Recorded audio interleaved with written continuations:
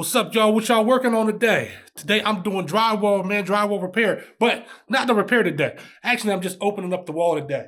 So I got to open this wall up. There's a furnace inside, and I think they said that somebody has to get in there and clean behind the furnace. And the best way to do it is actually to take this wall out because they had a leak, and there's supposed to be some kind of mold issue back there. So they're going to treat it, and then I'm going to put this wall back. So that's it today, man. I'm just going to take this wall out. I got other things to do, but as far as right here, this is it. So let's get it. Oh, and by the way, what we're not going to do, we're not going to take a sledgehammer and start hammering on this wall and just like get stuff all over the place. Unnecessary. We're going to cut it strategically so that we have the easiest repair to do when it's time to fix it. All right, so let's get it. All right, y'all, first things first. Got to take off this outlet cover and get rid of the baseboard. It'll make your life so much easier if you can take that baseboard off in this situation instead of cutting the drywall right on top of the baseboard. I mean, sometimes you have no choice. I guess you got to do what you got to do. But man, now when I cut this whole piece out, I can put the new piece in, or pieces or whatever, and I can just take them almost down to the floor. And I don't have to worry about doing anything. I don't have to worry about finishing at the floor or nothing, right? So I'm not gonna go on top of both studs, but I'm just trying to take it over as far as I need to. I did find a stud on both sides. There's actually a stud pack on the left side. On the right side, I'm gonna go right next to the stud. It's just the way that I like to do it, and I'll show you later. But I always use a level just to make sure I can square up the repair, so it just really makes the install of the new boards pretty simple. And by the way, I'm big on dust control, but you see in this situation, I'm not worried about it. This carpet is gonna be out of here. This house is empty. The furnace is off. The door's closed. This is a bonus room. Like, and I clean up when I'm finished. So I'm not gonna worry about, putting up a barrier or nothing like that. Unnecessary in this situation. But believe me, I would definitely do it if need be. But this is all I do. I just, like I said, I try to keep it straight, cut it out, little notch on the corner, and then try to pull it off in big pieces, because why take a sledgehammer to it, man, and create a pile of dust all over the place? Now you got a whole mess to clean up. I never understood that. And you see I'm using a multi-tool. I know Makita has the drywall cutout tool, right? I would love to try it out. You know what I mean? I've seen it in action. I've seen people use it, and it looks wonderful.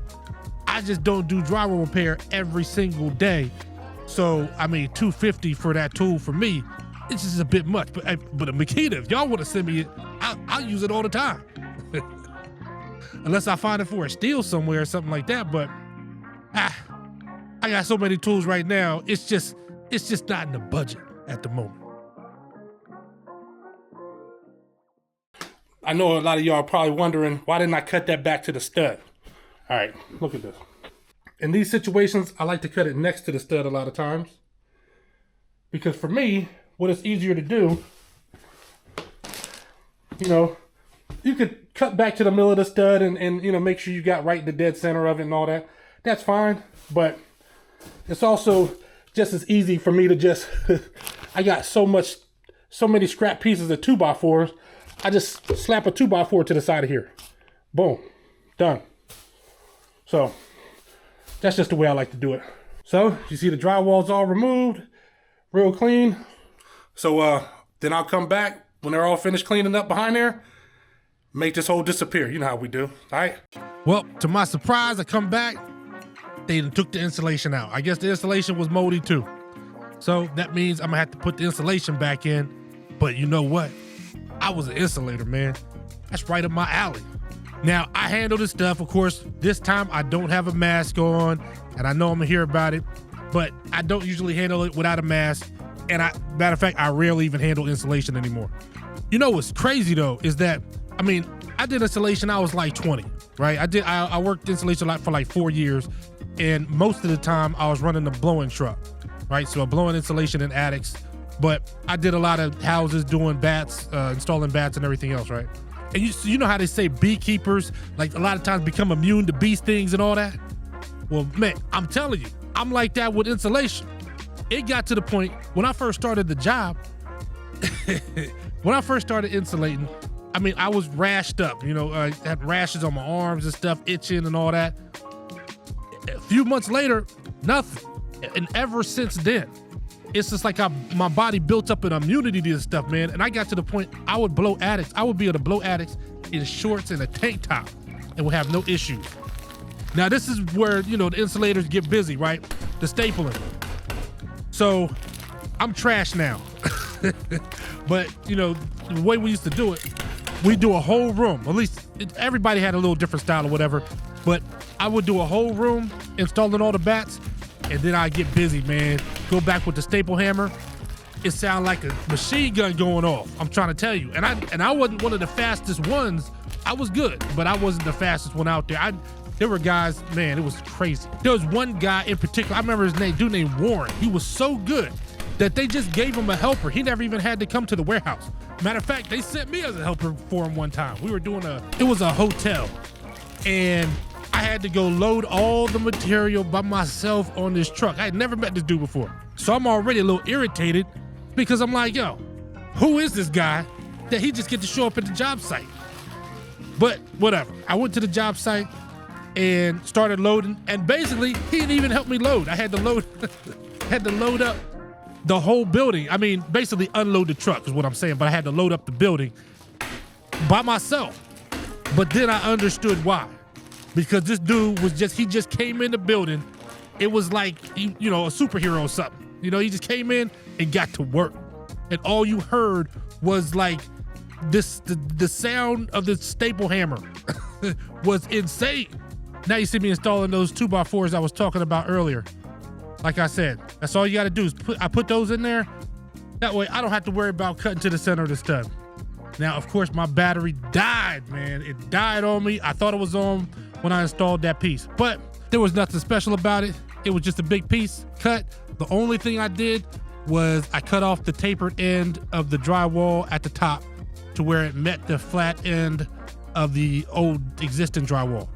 Because I just don't like putting a butt joint and then going with the tapered edge. It's just, I got to put too much mud, and I'd rather just have it be a regular butt joint. So that's just what I like to do. Now this bottom edge, I have those. That's the tapered edge right there, the one on the top. So they're both tapered, so it's going to be a flat joint. The other one is where, you got to do a little more work. This one is going to be flat. And of course, then I got a butt joint in between the two pieces. But like I was saying, that guy Warren, man, he was worth like 3 or 4 people. Like, it was crazy. I'd never seen nobody work like that, right? And I knew a lot of the guys. I'd never seen nobody work like that.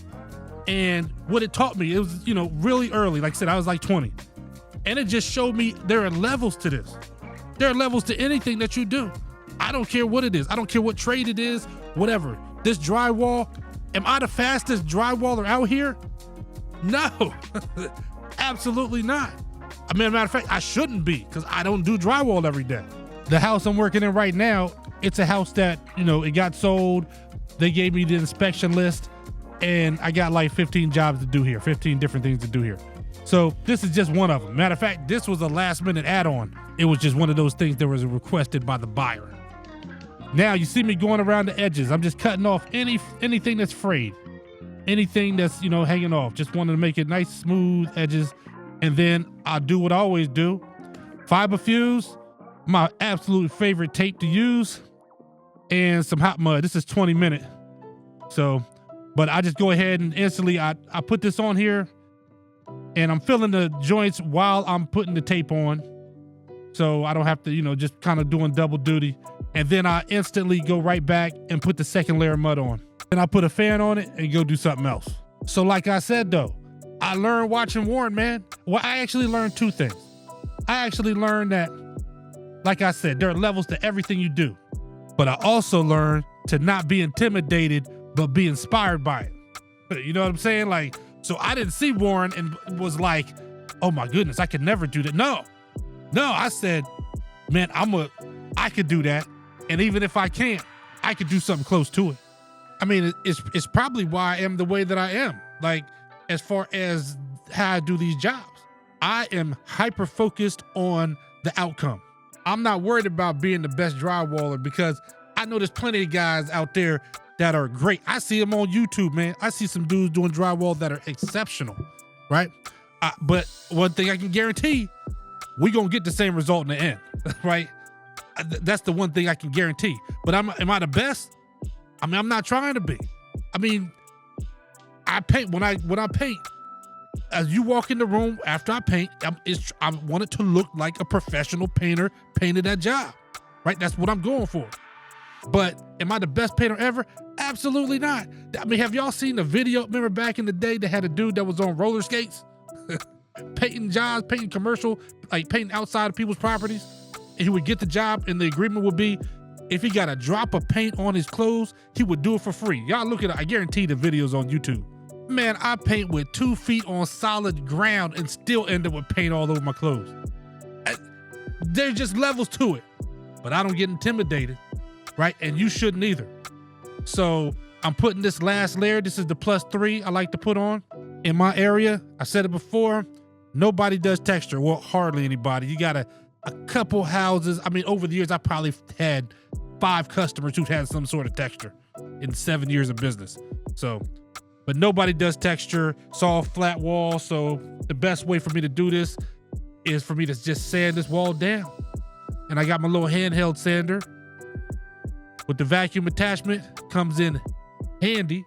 But actually, I went a little too fast because it wasn't completely dried in a few spots. So I actually messed the drywall mud up in a couple of spots. You see me, I would go over it and then feel it with my hand to make sure it's flat.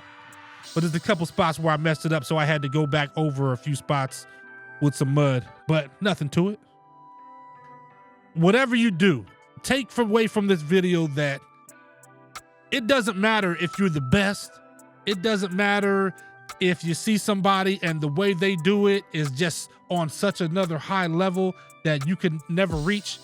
None of that. I mean, it's great and all, but none of that really matters. At the end of the day, can you get the job done? I don't care if you're DIY or if you're trying to start a business or whatever you're trying to do. Can you get the job done? Right? That's what they're paying me for. Right? Nobody cares. Nobody's coming to check my technique, man. It don't matter. No, everybody just wants to see the results. I'm actually using a sanding block because I only put a little tiny layer of mud back on, and I didn't want to use a sander and go too deep because, you know, I already sanded once. So I wouldn't sand and block just to take off a little tiny top layer of what was up there. So don't be intimidated. Be inspired, man.